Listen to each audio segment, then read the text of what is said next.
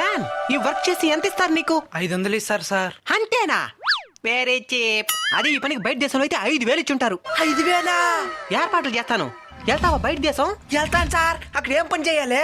AC ఇంట్లో చల్లగా కూర్చొని ఉండాలా.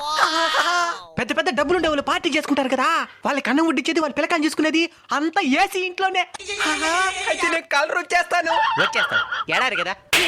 అదే అదే నువ్వు అక్కడే పోతావా, ఊర్లో ఏమన్నా తీసుకొని పోతావా?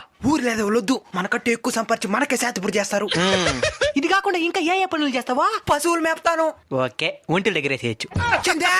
అదే అదే నువ్వు ఈ ఏర్పాట్లు ఇడిపో. సరే తెల్లకొచ్చేపోతాను. అయ్యా రే బకరా దొరికినట్టు పంపిస్తానా?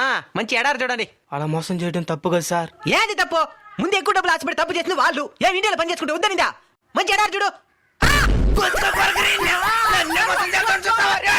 ఎక్కువ డబ్బులు కాసుపడి ఏ జంటి చేతిలో మోసపోవద్దండి. బయట దేశం పోయే ముందే జాగ్రత్త పడండి.